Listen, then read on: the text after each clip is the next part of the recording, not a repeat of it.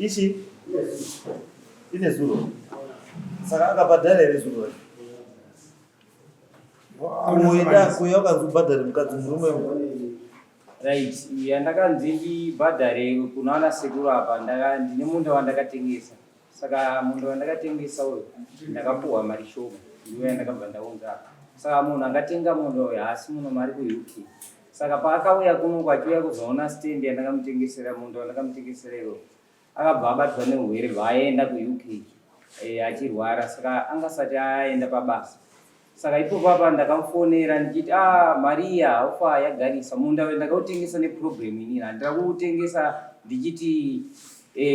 ndinoda kungotengesa lendiyo pane zvakapitika kuti nditengese munda iwoyo saka apa akandivimbisa kuti musi wa15 February nienda kupaji mariyo 15 February dzadzisapodza dziri mombe ngani dzanga dziri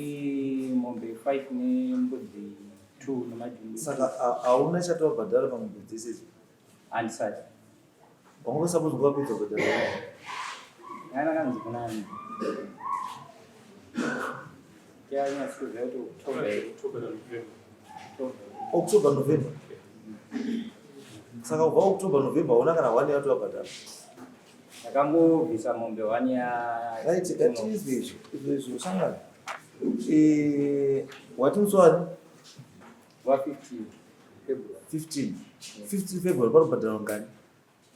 15 February ndogona kana ndapuhwa mari yangu yese ndobhadhara kana 3 ubhadhara ngani 3 kosara chi 1 kusara 1 15 February kombudzi dzacho mbudzi ndinoenda kuona nemari yandinova ndapuhwa kuti zvirikukwanira aiwa isusu yanoti wati mari yawapiwa ndei izvozvo izvo unofanira kunga kutoita zvimwe zvinhu zvokuti nhasi ndiani ndi 4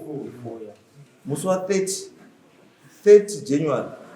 unofanira kunga wabhadhara imwe mombe wakamirira dzimwe mombe musi wa 15 mari yako ichizoya musi wa 15 asi musi wa 30 January unofanira kunga wabhadhara usakabhadhara musi wa 30 January waenda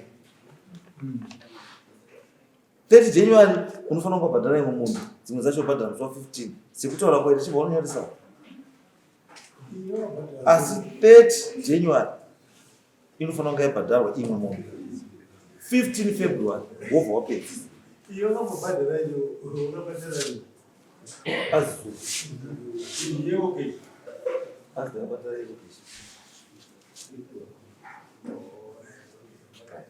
so it's okay saka Mateo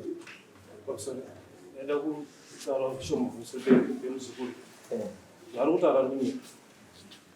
ini ndakaudzwa nasabu naumwari uyu muzukuru wamuchero kunzi munhu akatengesa endakapuhwa nedzimwe hama dzake dziri very very close iye ari kuti vana sekuru vafa kadya mari yangu andipfumisa umwe munhu ende mbuya wacho akarara naye maiguru wangu inini akatoshaika mukoma akauya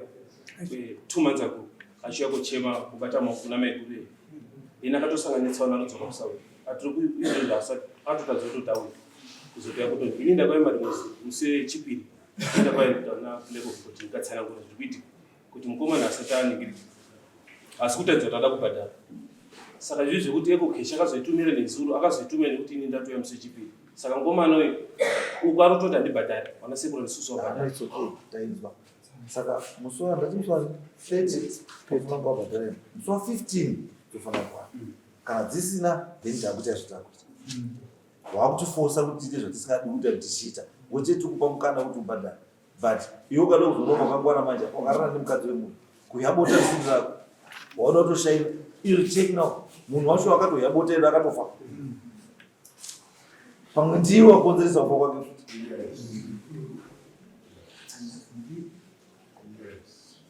hazviitiwe ite zvandataura musi wa 30 saka chiita kuti musi wa 30 musi wa 31 January unopera 31 mwama tunobata kuti abhadhara here kana asina then takuita zvatoita aita meno isendinoti